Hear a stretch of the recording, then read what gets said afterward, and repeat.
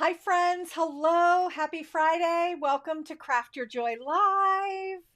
I'm super excited to be here today.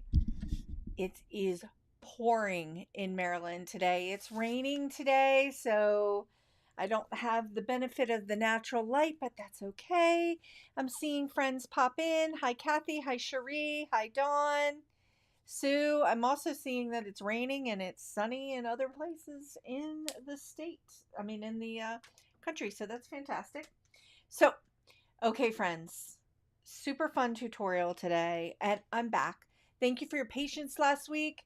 I have had the worst seasonal spring allergies ever. Normally, I don't get them in the spring, I get them in the fall.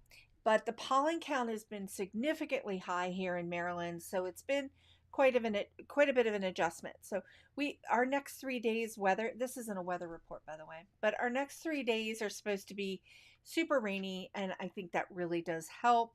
We need the rain. It's all good. Okay, so hello everyone. I'm excited to be here. I'm excited to be back. Couple things, we're just going to dive right in. Today's tutorial is going to be a little bit different. I'm going to talk about how I'm going to take two stamps, one from Speak, I just blanked, Speak Beautiful Things, and the other from Beautiful Moments, the two stamp sets, and I'm going to show them to you.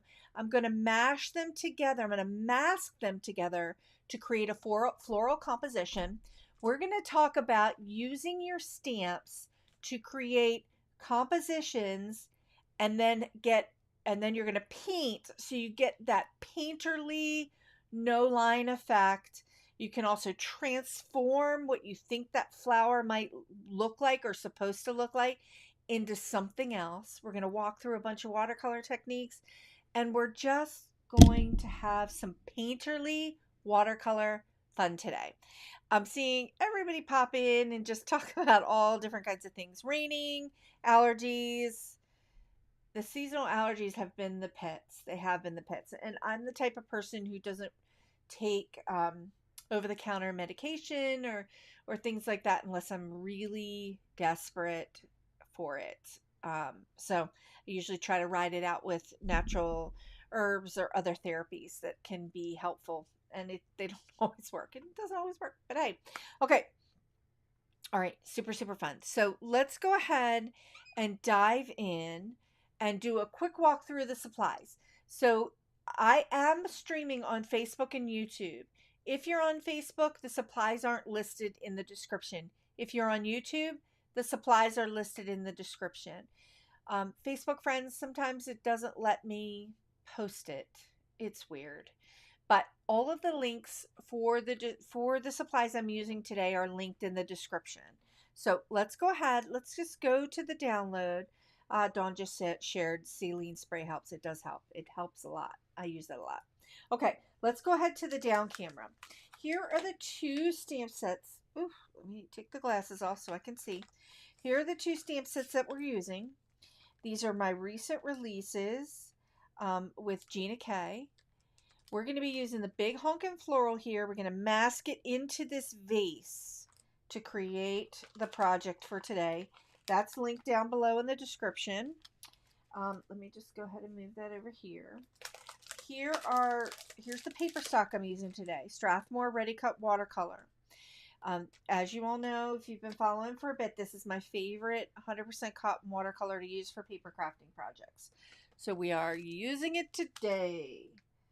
Let's go ahead and move that out of the way. I've got some masking magic. Using some masking magic today for the mask, and I'm going to show you. I've already kind of pre-cut that mask. So let me just show you that. Here is the stamp, that big honkin' chamomile stamp.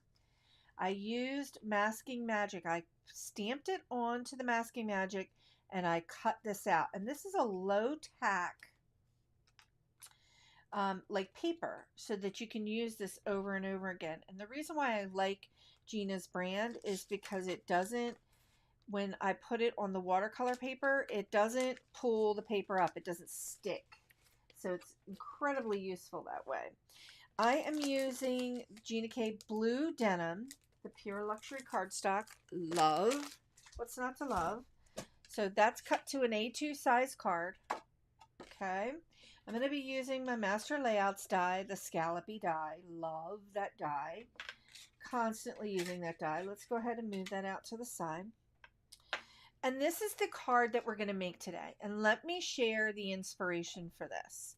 So, this card, look at it. There's no height to it.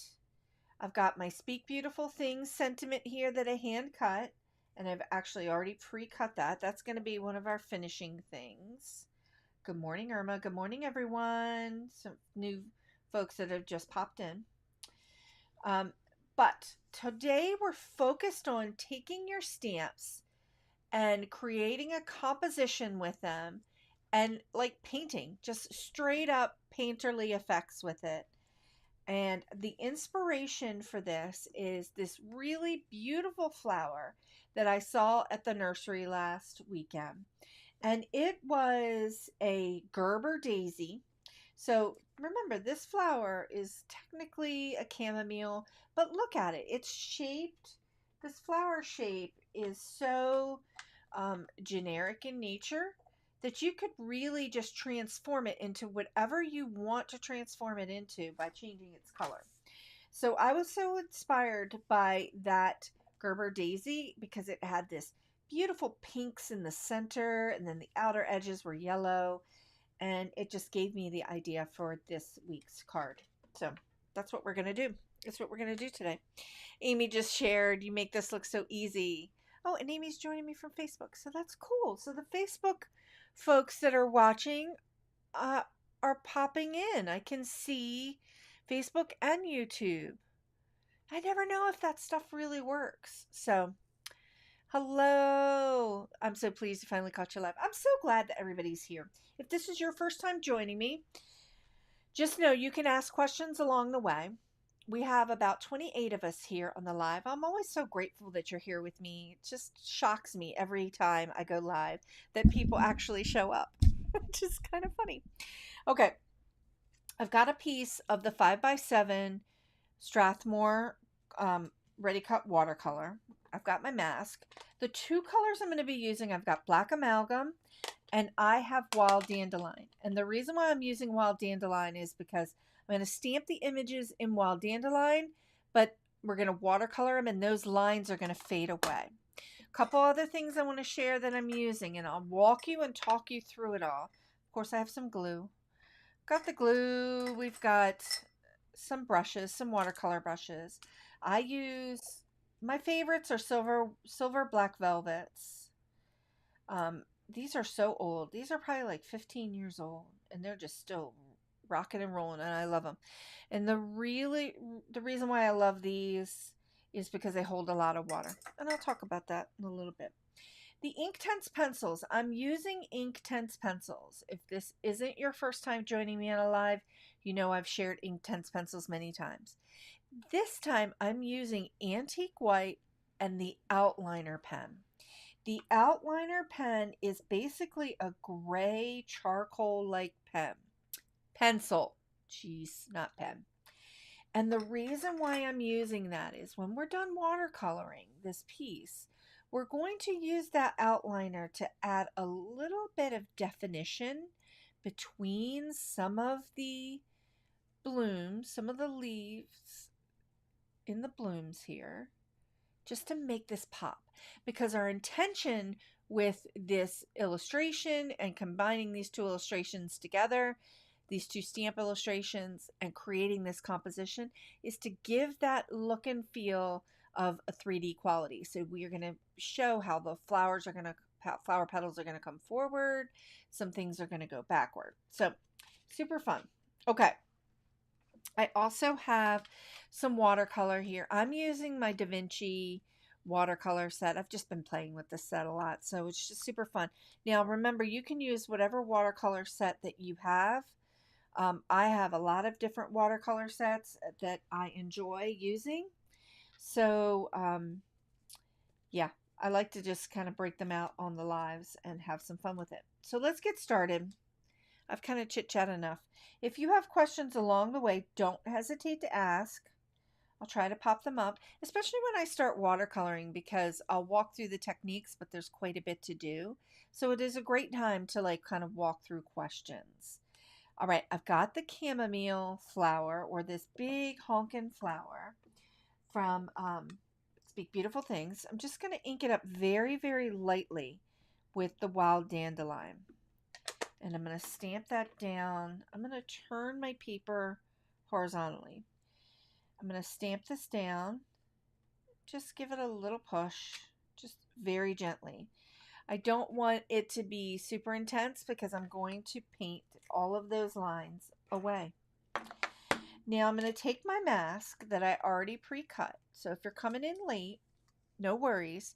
I used the Gina K Masking Magic to stamp out this image and cut it out. And because it's low tack, I'm going to lay it right over top of where I just stamped. And I really only need to be concerned about the bottom here, because I'm going to stamp that vase over top here, right in this area, and I want that to be masked off.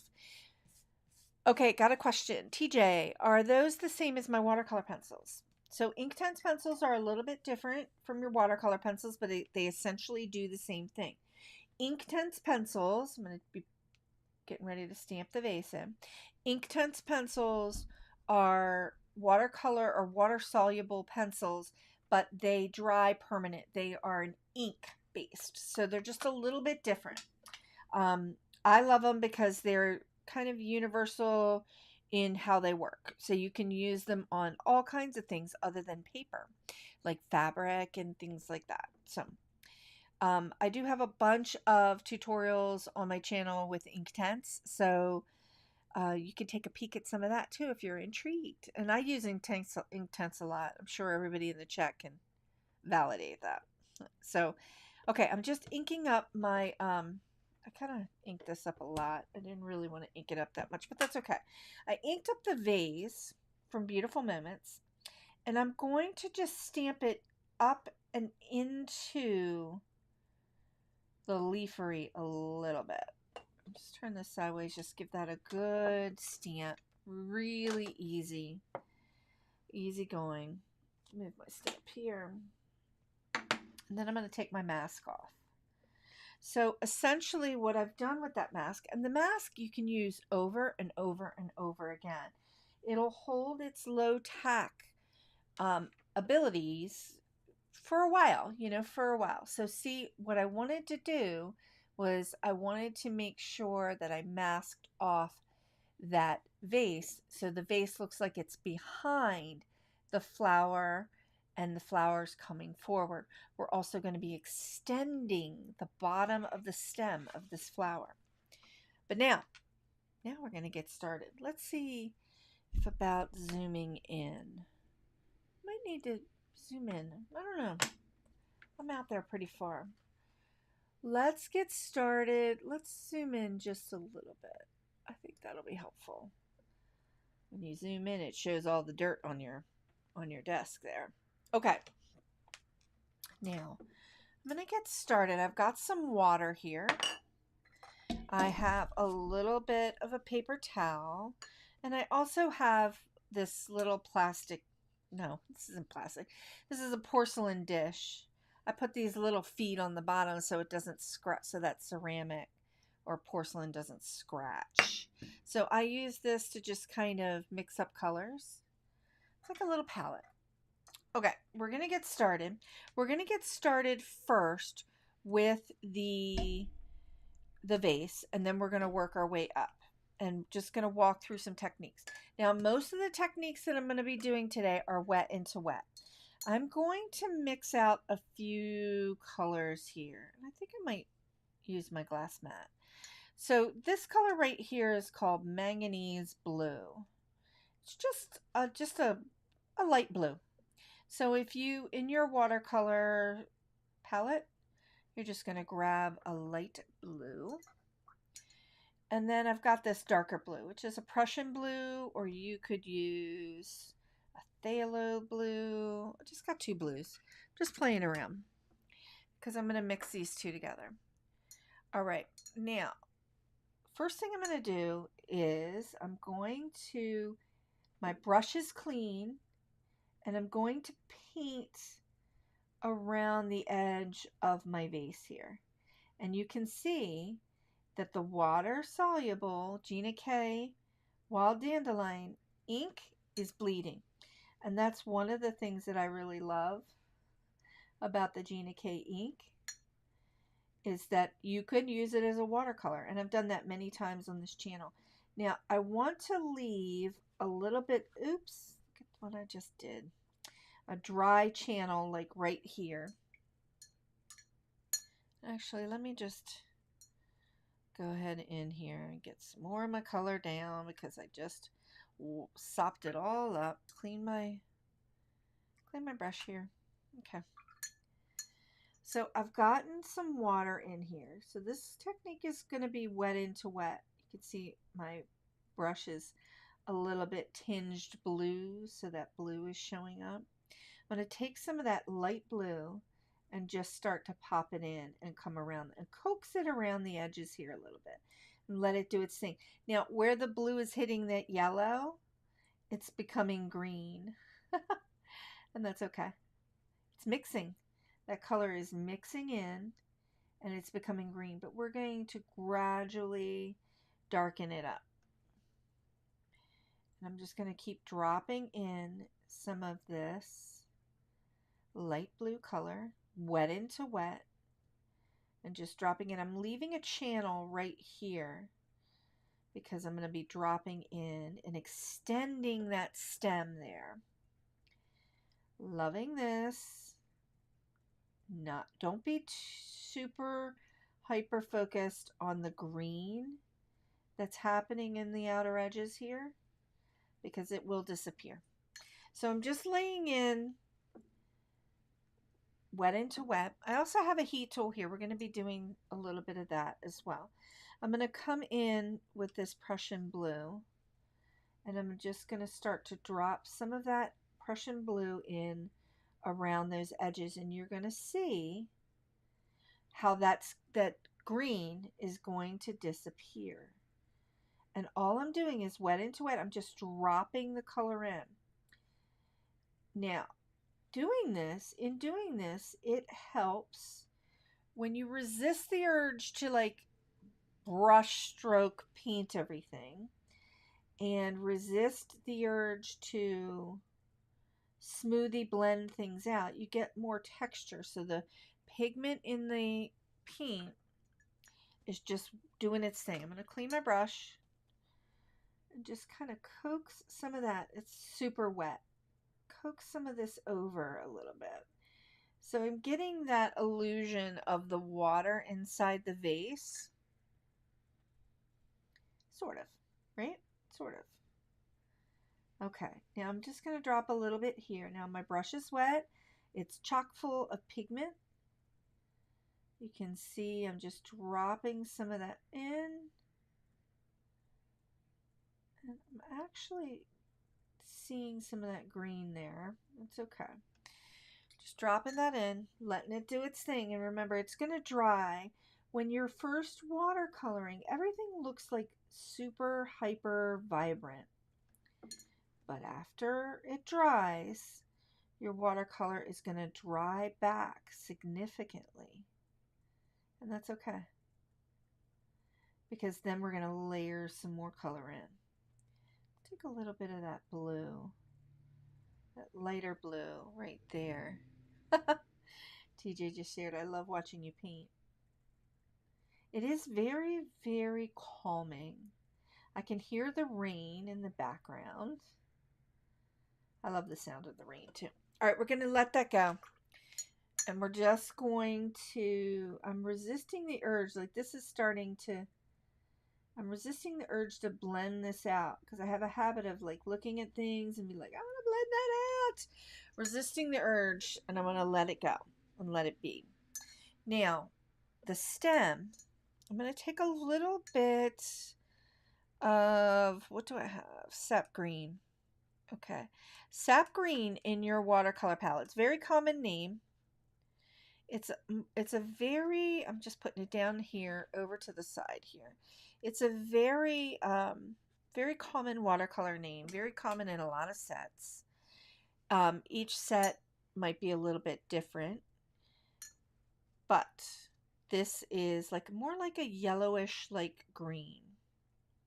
Now my brush is wet. I'm picking up the pigment. The paper in this area is dry. I'm going to flip this way. A left-hander. I know you all know that. And I'm just going to follow the line of my stem and just kind of follow it down. And I'm just using the very tip of the brush and just letting it do its thing. I'm letting it bleed. I actually want to encourage that to bleed a little bit. Just kind of bleeds into the blue and let it do its thing. We're going to leave that be. Okay. Now, this area is still wet and I want it to dry want it to dry on its own. So I'm not going to work on these two petals. I'm going to start working on the flower above. Susie just shared, resisting the urge to blend, the struggle is real. Yes, it is. But with this technique that we're doing here, we're doing mostly wet into wet to get that, to get that watery, washy kind of look, but kind of controlled. See how we've got this washy watercolor look, but it's kind of controlled within the confines of the flower composition in the vase. So we're doing a little bit of, we got a little bit of control going here. Take a quick drink here. Okay, now my flower, my inspiration for my flower was the center of the flower had these beautiful rosy colors with just a slight bit of purple in it. And then my outer edges were two different shades of yellow. So what we're going to do first, cleaning my brush really well, we're going to do what I call underpainting. I'm going to use the yellow that's in the Gina K. I'm going to turn my flower, I'm going to turn this upside down so that you can see. And I'm just going to touch the edges of those petals and use that yellow as my color underneath, because I'm underpainting.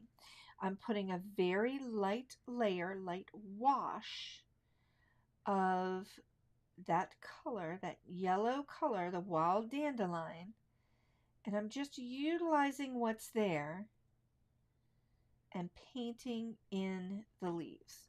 So using the water from the brush is wet, paper's dry, working with the wild dandelion color and just making it move. Again, resisting the urge for smoothie blends here.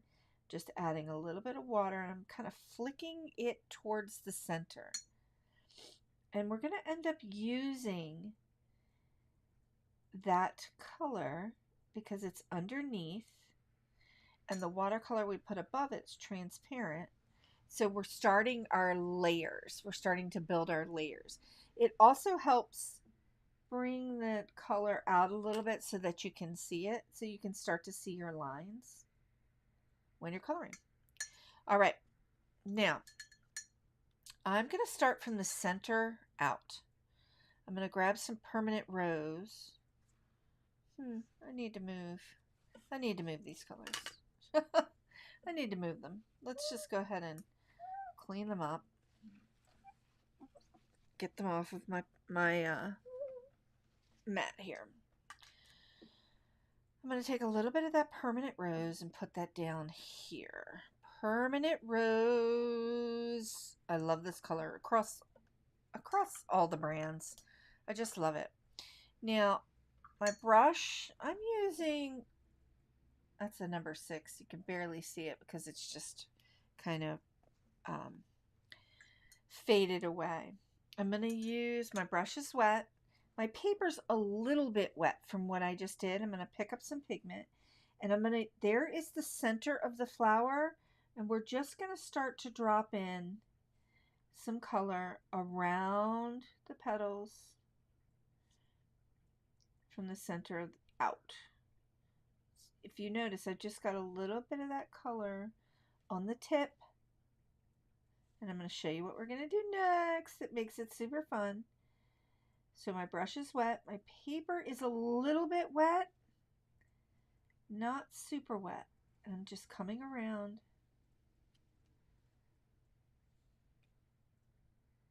And adding a little bit of that color to the center. I'm going to clean my brush off. Get it nice and clean. Clean machine. How's everybody doing? Spring treating you well? It's April. Whew. Okay. Clean brush. Now, I'm going to use the tip of the brush and I'm going to be turning my piece. I'm just going to gently flick out. With the color that I have here, we're just going to flick out and utilize some of that to create like the veins that are the veins of color that are popping into those leaves, those different blooms. Just flicking them out. Just using what's here and flicking it out. Ah, it's creating a nice little base for us. I'm loving it. Diane just shared. Oh, Diane, I'm going to pop that up. I'm going to add that. Looks so easy, but I'm so intimidated. Someday I will get the nerve to try. Diane, just get your paints out and just give it a try. Just give it a try. Because all it is paint and paper. It's not going to hurt anything. And just practicing these techniques, you'll just get better and better over time. And, you know, have some fun with it. Just have some fun. Do it for the joy. Okay, now I'm going back in and I picked up some of that pigment, permanent rose, and I'm adding it to the centers here. Digging it. Now, I like to rotate my paper around. Oh, good advice. Kathy just shared with Diane. Take a bunch of scrap paper and just go. Just do it. She's right. Just take a bunch of scrap paper and go for it. Okay, I'm going to let that dry. Now we're going to come in and I'm actually going to take a little bit of another color here while that's still wet. This color right here is permanent magenta. It's a little more on the violet side. I'm just going to drop a tiny bit in the centers where that's wet. And just let that mix and mingle and have some fun together. So we're starting to get some intensity of color here. So we see that center, then we have that whoosh kind of coming out into our leaves. Digging it. It looks like a hot mess, friends, but it's all going to come together, I promise. Okay. Now, I'm going to come in with a little bit more yellow here. So I've got two yellows. This is Hansa Yellow Light, which is like a lemony yellow. Look, I'm just going to grab a bunch of that. And this is Hansa Yellow Deep, which is more like an Indian yellow or just a warmer yellow. So I've got two different yellows here. I also got a big bloop of water that just popped down onto my piece here, so that's okay. Look at our bleeding that we've got going on down here. Oh, I love it. Okay, cleaning my brush. Now we're going to go in and we're going to work petal to petal. You could go to a smaller brush if you want to. I'm going to keep with this brush and really use the tip. And I'm going to start right here around my edge. So here's my first petal. I'm going to come in with a little bit of that lemon yellow. And I'm just working, I went around the petal just to kind of give it shape. And then I'm just kind of flicking up. into the red color. And you can see the colors are starting to bleed. I don't care. I like it. I'm going to let them bleed. And I'm just going to go around and do the same thing for all of my petals. Just going around the edges, and I'm just flicking up a little bit. So I'm intentionally leaving white. Let's make sure everybody can see that. I'm intentionally, by flicking up into the center, I'm intentionally leaving white here. Now, this little guy is a runner. Look at that. Now, I'm just going to take a clean brush and lift that up and away because it ran just a little bit too much. So I'm just going to go ahead and hit back in and add a little bit of yellow. Okay. So we're working in, we're working in petals, petal to petal, petal to petal, and I'm just working around my edges here, and I'm just using the tip of the brush and flicking that color up and in, and I'm leaving quite a bit of white there. Diane just says, thanks for the encouragement. Do I need special brushes? I have some from Michael's. Inexpensive. Use them. You don't need special brushes, especially when you're getting started. You will start to develop as you grow, and as you want to like level up with supplies, you will start to have preferences and you'll want to try new things. And then you can try different brushes.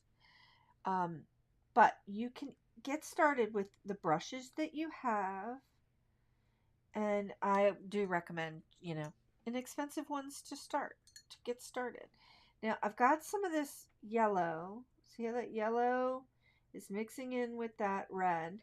And that's okay. I don't mind it. I'm going to let it do its thing. If you don't want that to happen, you would just heat set or let your center portion dry. But we're doing a washy technique, and we are just kind of going with the flow here. So I'm going around this flower, and then I'm just flicking up a little bit into the center. Let's go ahead, let's bring that down, make sure it stays in the camera there. Flicking up that color. Hello, Joanne. Joanne just joined us. I'm going to come around here, and then I got a lot of paint on my brush, so I'm cleaning that paint off, and I'm just going to flick that up and into. You can see, look at all the white. I'm leaving a lot of white from the paper. This is not a smoothie blend, right? This is flicking. So let me show you. I'm just literally flicking the tip of my brush in these long strokes to kind of create that white effect that we've got going there. Digging it. That one was a little bit more than I wanted. But now we can start to see, I've got some definition in the petals. But it looks hyper vibrant, right? Hyper vibrant. All right, we're going to leave that be. Now I'm going to let this dry a little bit. Then we're going to go back in with another layer and add a little bit more of our warmer yellow to create a little bit more of detail. Okay, this is getting nice and dry, and you can see that blue has faded back significantly, but that's okay.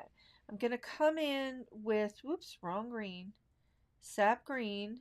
Put some sap green down here. We're going to do these two petals so that we can start to get some definition between these two petals and the flower above it. The flower connected to it.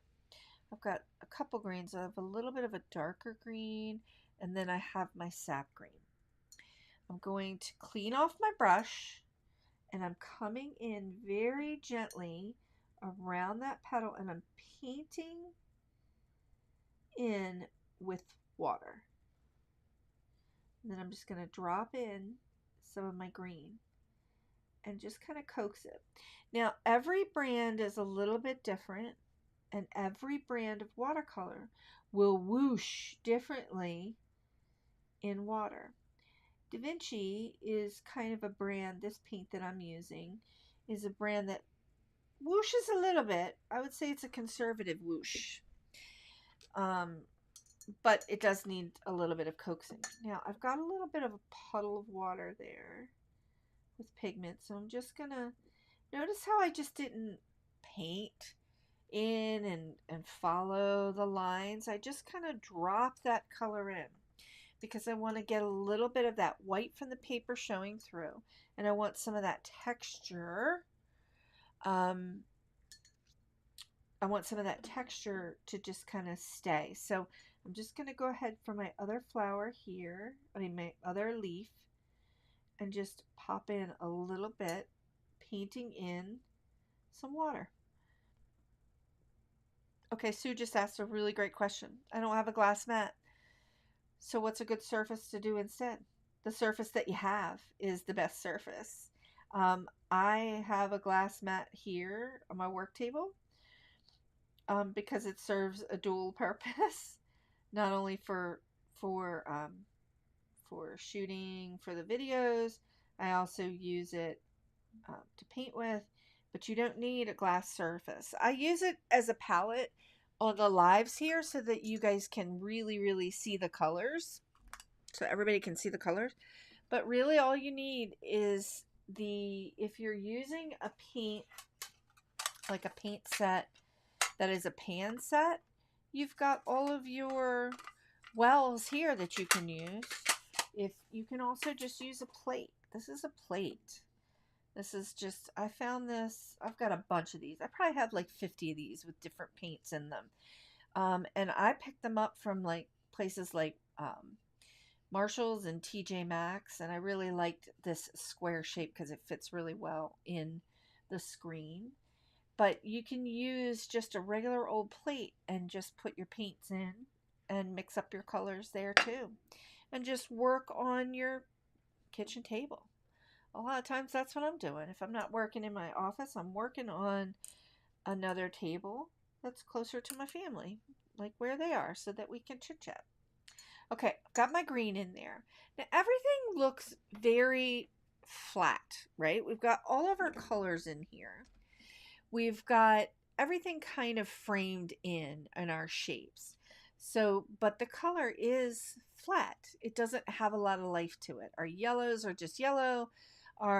The most vibrant color that's happening here is our magenta, is our permanent rose and our magenta, which is cool. So what I'm going to do is just give us a little heat set, make sure everything's dry. You could wait for it to dry. You can move on, do something else. Wait for it to dry. But if you really want to keep moving, just heat set it, just dry it up. And the heat setting does nothing other than drying. It's not like embossing or anything like that. Okay, so it's perfectly dry. Now this looks nice, but it's super flat and we don't have our detail and our definition between our leaves, our leafery, our vase, and all of our blooms, all of our petals. So now we're going to go in and we're going to start to add some more detail. Dawn just made a suggestion, maybe a piece of glass from an old picture frame. Yes, that's a great idea. It's a fantastic idea. Just take a little bit of duct tape or washi tape or some kind of tape around the edges of the glass, and you will, to protect yourself from getting from cut, and it'll work perfectly. It will work perfectly. Okay, now everything's dry. We did predominantly wet into wet techniques. Now we're going to go in. Our brush is wet. Our paper is dry. I'm going to pick up some of that blue. It's a little bit off frame here. I can see that. Pick up some of that blue and I'm going to come in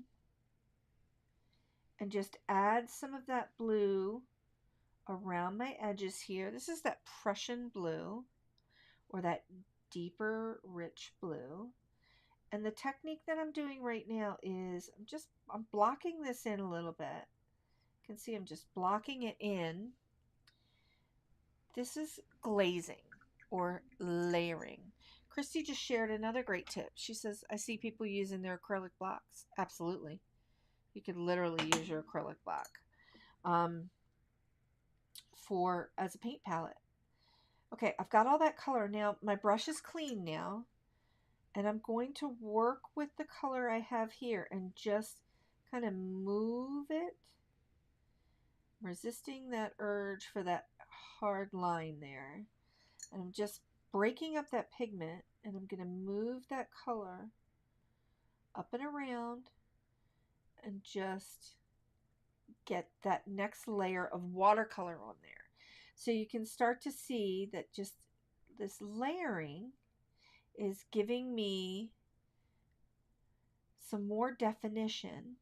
And I want that definition right here up into that leaf element, the leafery. You can start to see I'm getting a little bit more definition here.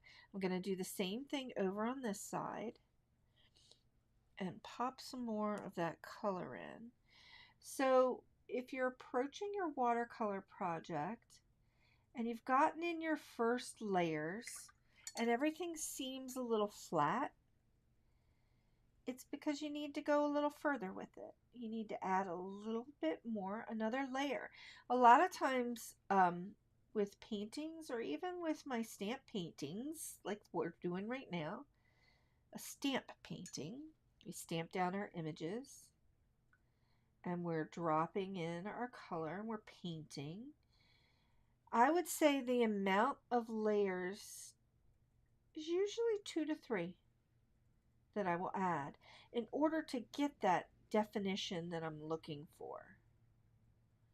You can see how I'm just kind of dropping that around. Now I'm going to come in with that lighter blue, and I'm just going to drop some of that in there, and I just haphazardly, hastily just drop that in there. I'm going to take some of that away because I just went a little bonkers. Remember, this is going to dry back quite a bit. Not as much as the first layer, but now we're starting to get some definition in the vase. I'm just going to tidy this up a little bit right around this edge. Pop some of that color right in there. Okay, now we've got some definition happening. I'm digging that. All right, I'm going to flip my painting upside down. We're going to start working on adding some definition around the petals. This time, no, I'm not going to change. I thought about changing brushes, but changed my mind. Not going to do it. Let's just get one of the keys to watercolor. Maybe a key. Is when you're working, there are 2 ways of doing this. There's lots of ways of doing this, and I will tell you. When I start painting, I usually don't set up all my paints that I plan on using. I tend to do a little bit of both. I'll go back and forth. I'll grab some right from the pan, and I might put it down on my glass mat and work with it. But you could set up all your paints first if you want to. Remember, if the watercolor dries, all you need to do is add water to reactivate it. I just kind of am more of a on the fly kind of. Let's add some watercolor on the fly. All right, we're going to start over here. Now, the paper is dry. The brush is wet, and it's got some pigment in it. You can see it. And I'm going to come around my edges here, and I'm using that like flicking motion, the same motion that I used when I was getting that yellow in. And I'm using that same flicking motion. It's becoming very graphic. You can see my lines are very distinct. Clean my brush, come in, and I'm just going to take a little bit of my clean brush to the edges of some of these lines and just soften them a little bit. But I'm going to leave my outer edge so I've got that definition of the petal. So you can see the warmer yellow and the lighter yellow living together. They've become friends, and now we've got more definition in that petal. I see 2 questions. Okay, couple questions. Susan said, do you ever use ink from watercolor markers to paint? Yes. Yes, Susan, I absolutely do. Let me add that to the broadcast so everybody can see that.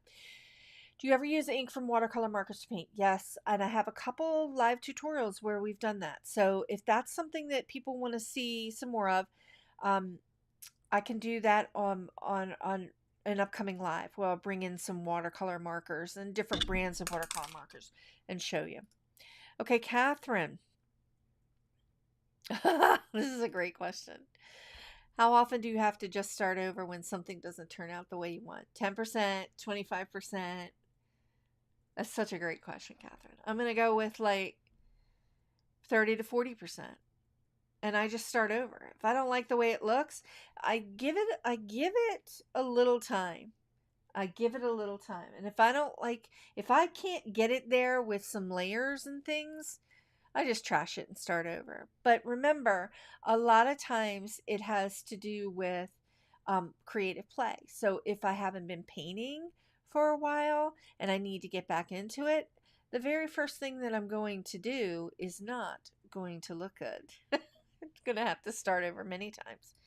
TJ just shared, I stretch my watercolor panels on Amazon box. Cardboard, envelopes, and painter tapes. That's a great way to stretch your paper. Great way to stretch out your paper. That's another lesson, TJ, about stretching paper.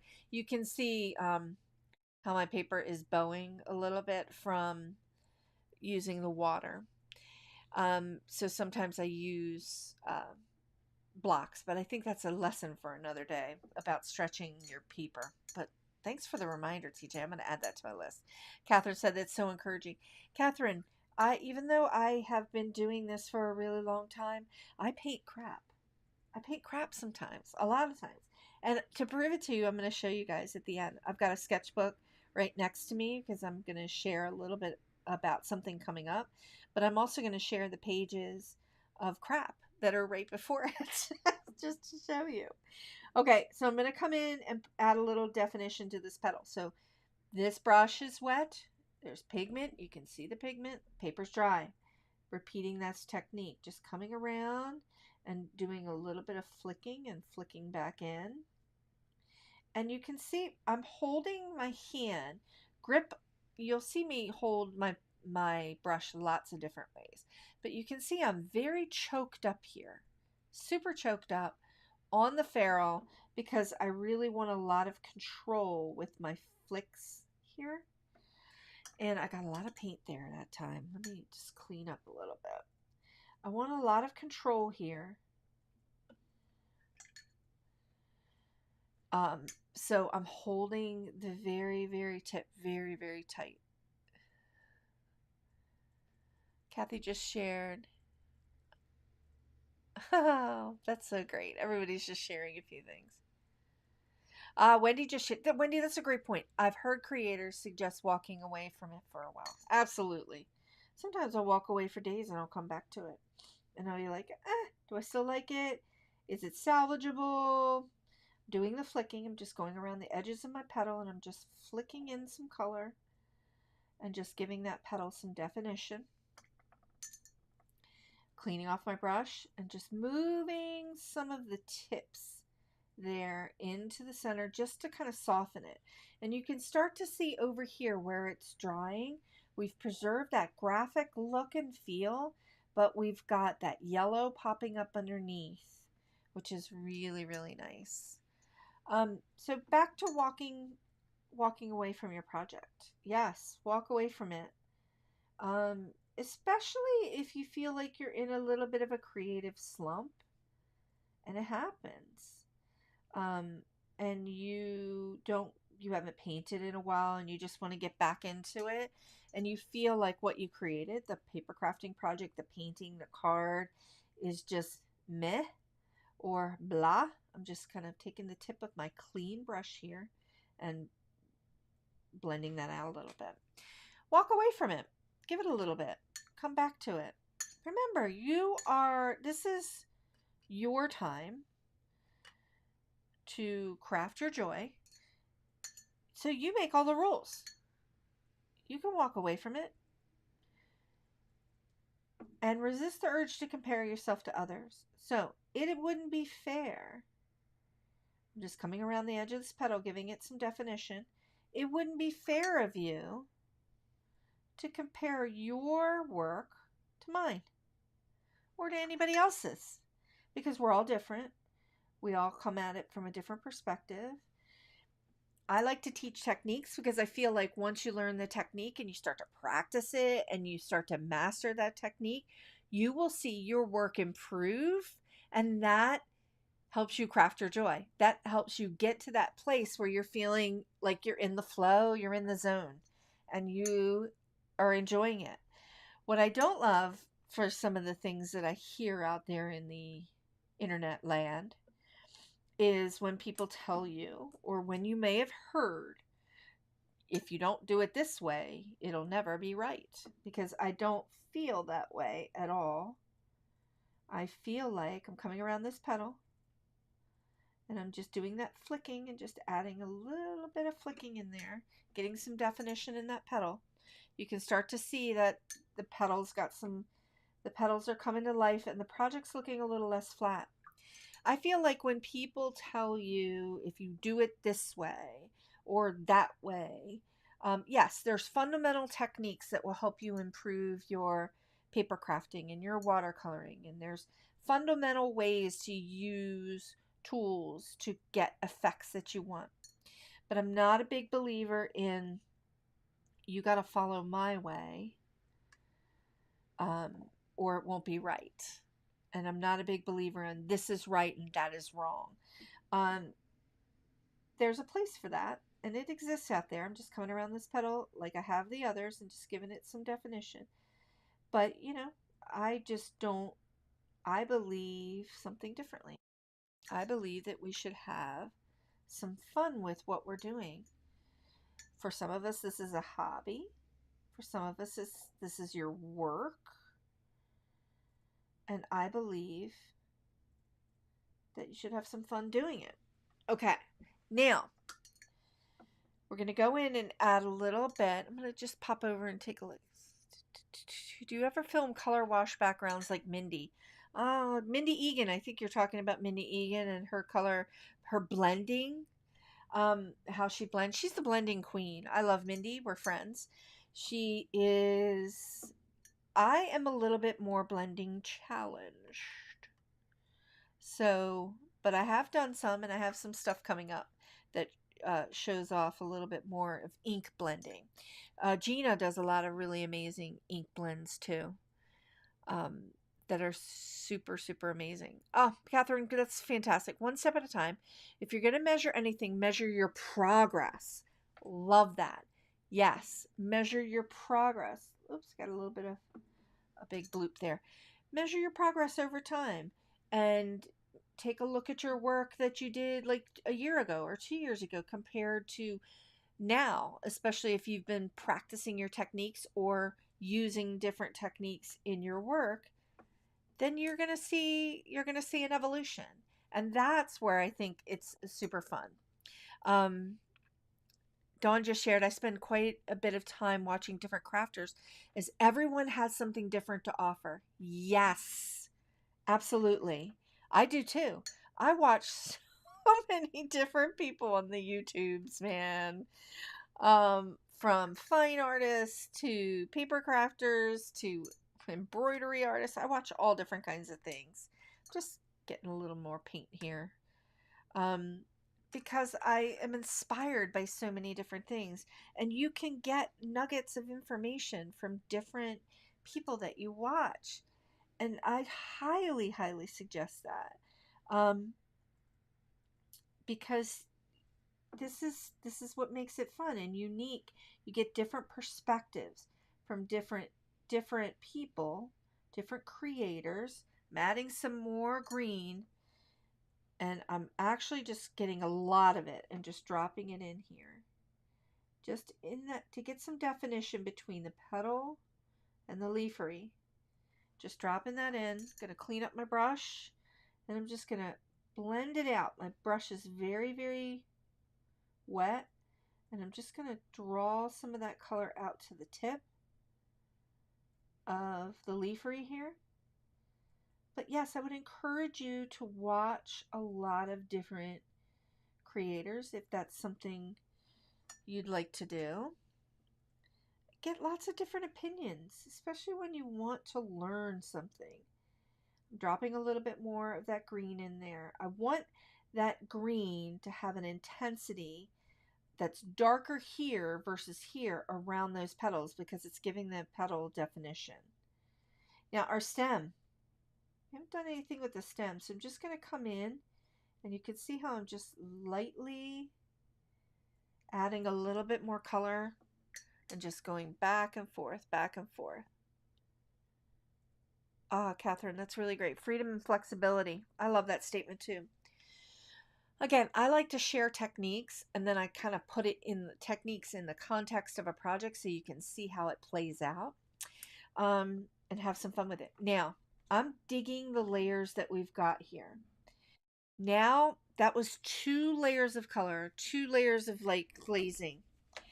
This project's taking us a little bit longer than an hour because we're doing some painterly effects here. I'm going to go ahead and heat set this. Not heat set it, just dry it up. Heat set is an embossing term. Just going to dry it up so that you can see that that second layer of glazing added some luminosity. And I'm digging it. Now I've got some little rough edges here, but that's okay. I'm digging that luminosity. Now I'm going to come in with one more little tiny bit of watercolor, and then we're going to go to the outliner pen. Now I'm changing brushes to a finer brush, and I'm going to come over here to, I think this is Quinny Gold. Let's put a little bit of that down. This is quinacridone gold. I love this color. It's a yellow. It's got yellow and like a brown, a burnt sienna mixed in it, and it's very super vibrant.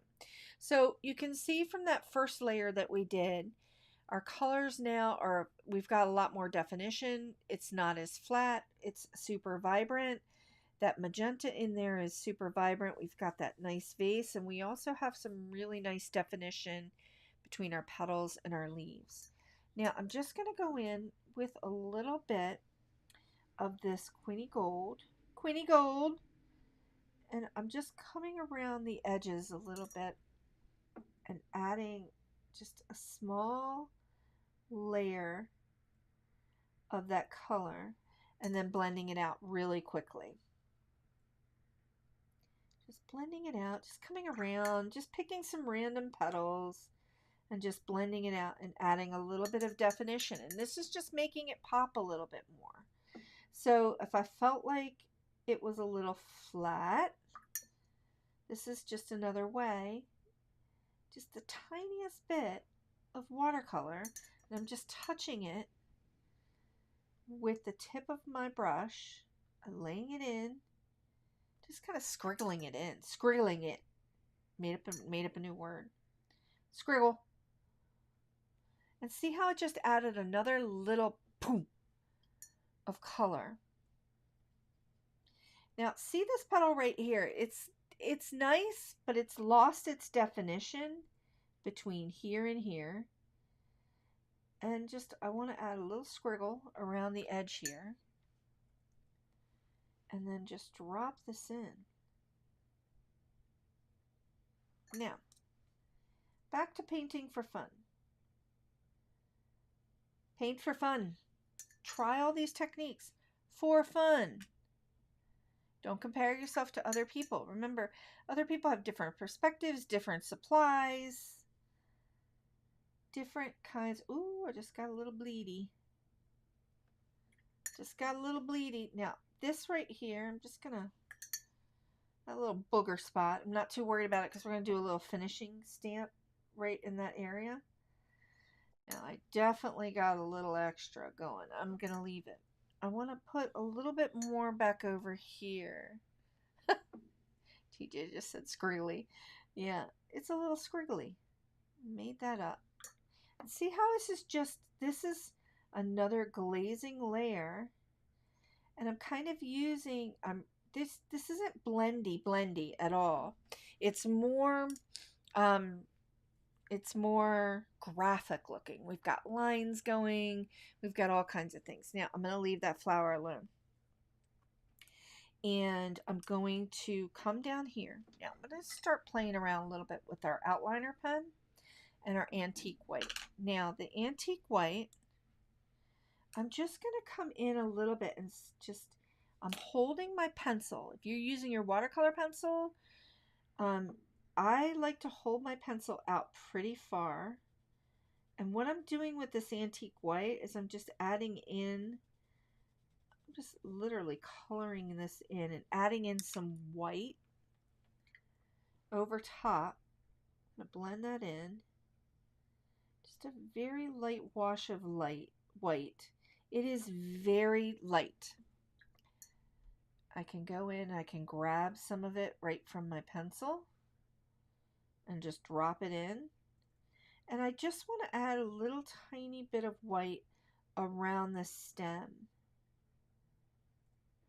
And it just kind of gives that blue a little bit of a milky effect, sort of like if it was in a vase with real water. So yeah, I'm trying to add a little bit of pseudo-realism to our composition here. Why do you change positions on holding the pencil? Okay. So close up, if I really want to get in for detail, out here, like not choked up out here, because I'm a lefty and I'm very heavy-handed. So I feel like I get more control or a lighter touch if I hold the pencil out further. If I hold the pencil in like this and I start to use it, I tend to scratch the surface of my paper, and that's not the effect I'm going for, because I know this about myself because I'm super heavy-handed. Now, if you don't have the white Inktense pencil, you can use your white gel pen. You can use white acrylic paint. You can use anything white in your stash just to kind of get that dreamy, dreamy white effect that I'm going for there. Okay, now coming in with the outliner pen. I've got water everywhere that I'm trying to keep myself from running into. Now I'm coming in with the outliner pen. You can use any kind of water. You could use a colored pencil if you want. You could even use a black pen. And I'm just shaping up my edges here. The reason why I like the outliner Inktense pencil is because it's gray. And it's going to let me, and it's water soluble. And I can just touch it just ever so gently with some water here. And just kind of blend that out and see how I'm getting a little bit of that dark edge. I can bring that in a little bit. I'm going to take a little bit of my Prussian blue, drop that right there and let that do its thing. Okay. Now I'm going to take the outliner pencil up here too. I want some definition between these leaves and these blooms. And I'm just going to come in right here. And I'm choked up because I'm just kind of scriggling it in. Scriggling that outliner pen in. You could use a colored pencil, remember. This is what we're doing here is a little bit of mixed media. So you can see where it's gotten a little bit darker. And I've got my lighter colors. So I also have like some shadowing going on. So the petals are technically, the leafery is technically behind the petals. So I'm trying to give you that illusion by adding a little bit of definition around them, making them pop. Okay, so I'm kind of scriggling this one in. Now this one, come down a little bit further here. You don't have to do this. This is just me going in, taking a little bit of water, and just, because Inktense is water soluble, or your watercolor pencils would be the same, it is letting me just move that pigment around just a smidge. I'm using what's there and drawing it down. So I definitely have some definition now. And we've got that petal right here that's popping up. That one petal's just popping forward a little bit. I want to get it to pop a little more forward towards me. So I'm going to take a little bit of that Quinny Gold. See how I'm just adding a little bit of that quinacridone gold right there. Tiniest bit. Clean my brush. Blend it out. Clean my brush. Blend it out. So I have a little more definition in that petal. Ah! Digging it. Okay, now I'm going to take the outliner pencil, and I'm just going to come around just a little bit in some of the areas, just the tiniest bit in where like the two petals meet, just the tiniest bit. Take a little bit of my wet brush and kind of just blend that a little tiny bit. Oh yeah, you can see. Now I could have used like a yellow, but I really just kind of want to draw a little bit of shadow in with that outliner pencil. Jeez, I keep calling it a pen. So just right there in those little V's, it helps create a little bit of shadowing. And it just makes it pop even a little bit more. All right, I'm digging it. Resisting the urge. Going to stop. Before I do, I need to add a little something to the center. So let's go ahead. I'm going to come in. We're going to add little dots. We're going to keep this super simple. I'm going to come in with some of that quinacridone gold and get it nice and juicy on the tip of my brush. And I'm just going to, I'm holding my brush upright, and I'm just going to just drop in little polkas. Okay, just drop them in. Now, in the stamp set, I've got a little, in the stamp set we have the little center stamp that you can easily use. I'm just going to drop these little guys in and just kind of let it do its thing. Digging it. Okay. Now, we're going to resist the urge to do anything else with this. We're going to leave it be, because we're going to cut it out and we're going to get going with our putting our project together. Let me go ahead and heat set this. Not heat set. I keep saying heat set. Ooh, but before we do, I want to take a little bit of that permanent rose. Just add a little touch of that permanent rose in that center. I felt like it needed a little more. We only did one glazed layer. We didn't do any layering there. But I feel like I want that to pop a little bit more. So let's go ahead and pop that in. Ah, TJ just shared. Never put white on top of my watercolor before. Yeah, you know what, TJ? The white and the watercolor, there's a lot of people that have differing opinions about using white watercolor or white on top of their watercolor. I like it, so I'm using it. Just going to heat it just to dry it. And it really did add a little bit more definition to that flower. Okay, now going to take this and run this through the die cutter, and I'm going to frame it up sort of like this. I'm going to bring this up a little bit, sort of like this, so that we have our room to do our Speak Beautiful things. So let me go ahead and run that through the die cutter. Off to the side here. Let's go ahead and tape that down so we don't booger it up. Pretty. All right, easy going. Now you could just leave this, you could just leave it alone and not run it through the die cutter if you don't want to. Oh, I need to take that down. That thing wants to travel a little.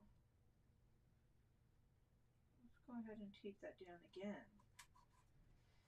I didn't bring the die cutter into the frame because it shakes the table and I think it makes things weird. So I just put it over here on the side.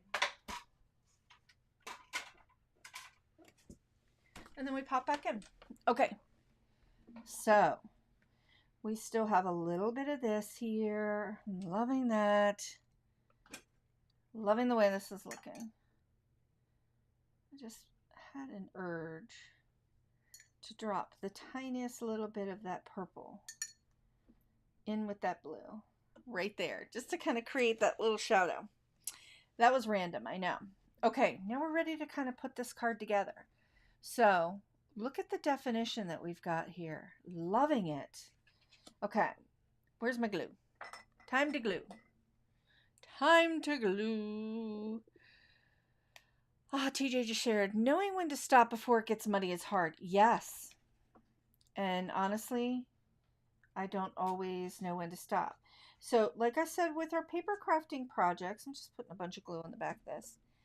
With our paper crafting projects, usually 2 layers of watercolor, 3 max, will give you, I need to kind of move this so I don't run into it. 2 layers of watercolor, 2 like glazed layers, 3 max, usually will give you the results that you're looking for. Okay, I'm going to go ahead and pop that down here. I'm just going to hold it down for a minute. I love the scallop die too. The scallop die really just kind of finishes off those edges a little bit, kind of frames it in too, adds to that painterly quality that I'm going for. All right, now we're going to come in with the center stamp and going to take a little bit of the wild dandelion, because I'm not adding a lot of I'm not adding some bling, but I want to use the center of that stamp centerpiece and just add a little extra dots around the edges. And this, even though this whole thing is painterly, this painterly look, it just dialed up the whimsy significantly. Got a little blooch of yellow there, but I'm not going to worry about it because we're going to come in and I am going to do just a little bit of splatter. Catherine just said the best line of the day might be, I like it, so I'm using it. Exactly. Exactly. That's one of the things I want to encourage you. Like, if you like something, you use it. If another creator or another person in a tutorial, with any of the tutorials you watch, including mine, take what's good for you, take what you want, leave the rest, right? You can always come back to it, learn something new, and every time you come back to something, you're gonna see something different. Take what you want, leave the rest. I'm just tapping in a little bit of splatter. Sometimes I splatter, sometimes I don't. Just a little bit. All right, clean that brush off. Now, I need to dry this. We're ready to pop our sentiment on, but I need to dry this. Yes, the scallop die is something that I use maybe a little too often, and I'll tell you why. I want this to dry. I'm just tapping my finger on it, and see, it gives the little splooches, my little kind of makes them a little bit raindroppy looking. All right, then we're going to put in our Speak Beautiful Things right here. So here's my theory on my dies. Okay, I have a lot of dies. I love them all. But sometimes I get overwhelmed by all the things that I have. And when I'm envisioning a project, I don't always have the thought in my head, I'm going to use this die or that die. I tend to like peruse real quick, grab and go. So the scallop die is at the top of things, and I love it. I just love the way it finishes things off, so that's why I use it so much. Okay, speak beautiful things. This die, I just stamped it and I hand cut it out. It's a little bit wonky. The things is not perfect, but who cares? And I'm digging it. I'm digging the way this whole card came out. There's a lot of definition. We can look at the original. I actually love this one better than the original. Each time I do it, it gets a little more different. It's definitely super painterly. And remember, the stamps that we used to create it were these two stamps right here. That's super fun. You would never know. It looks like you actually painted this project, and that's what makes it a ton of fun. And that scallop die just really frames it in super, super nice. Now, before we do our greetings goodbye, Catherine had shared, like, you know, the percentage of things that don't look good. All right, so here's one of the sketchbooks I had sitting next to me. Look, so here's just some stuff that I have done in this sketchbook. Things that didn't turn out, like this idea did not turn out.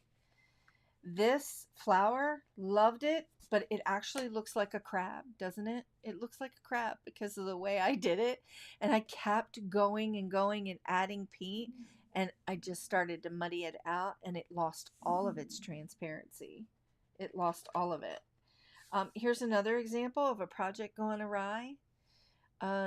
Not sure where I was headed with it, but I think I was painting an iris, or trying to paint an iris. And I could have kept going and adding color, but I had already muddied out my petals, and I was just like, forget it. I'm walking away. Another example, like, what is that? That's a hot mess, right? I was going for some really loose doodly flowers, and I added this pencil work over top of it, and it just looked super funny to me. So I just kind of walked away from it. So, okay. And then this is just some color mixing and things. I tend to use this. Now, this piece right here. Okay. This piece is a new class that I'm going to be, new mini class that's going to be in my classroom. Many of you have taken my mini classes. This is wildflowers and weeds in a welly. And this is just the first version of it. And it's a little bit of a hot mess, so it's not really there yet for the class. It's getting there, but it's close. But this is part of the process. So in developing this class, I need to paint it several times before I feel like I can teach you the techniques, and you can get the same results. So I hope that helped, Catherine, just kind of explain like how many times something takes before you can get to something you actually really like and or enjoy. That's what I call crafting your joy.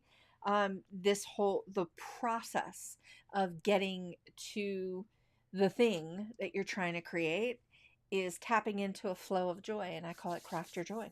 So, okay, friends, a couple things before we go. And I definitely went over today because our project was painterly, and I shared a lot of watercolor techniques. Two things. If you're interested in watercolor or learning more, I have a ton of videos on this channel. If you're new here, please go back, take a peek at my tutorials on this channel. There's lots of free stuff here. I also have a classroom called craftyourjoy.com. I have several projects on there that are all watercolor or mixed media based. I have a large course called Watercolor Wonderland, and it's everything, A to Z, soup to nuts, watercolor. So if that's something you're interested in, also in the description below, there is a discount code for that class and for my classes. Okay, next Tuesday, I have a new stamp set release coming out with Gina K Designs, and I'm so excited. It's super fun. My hint to you, I just shot the video for it this morning, so I'm super excited. My hint to you is that it is blooming blooming, blooming. And it's a little bit something different for me in my releases with Gina K. So, okay, friends, I've kept you long enough. I'm sending you into the weekend to craft your joy. I hope you got a lot out of today's tutorial. If you're watching this on the replay and you have questions, just drop them in the chat. Happy to come in and answer them. I am the one who answers all the questions. Team of one over here. So super fun. I hope you really enjoyed this tutorial.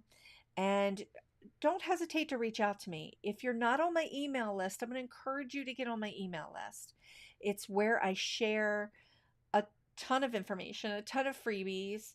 And I also share like when I'm going live and when new releases and things are happening. So I see everybody in the chat. We still have so many of you that hung out with me. I know this is the longest live I've ever done.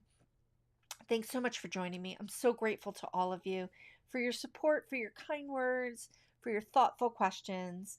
And I will see you next week. I'll be going live next Friday, and I'll also be live on Tuesday night for Gina K's release at 7 p.m. Central. So, thank you, Sue. She said, you're my favorite stamp designer. I hope to see that lilac sometimes.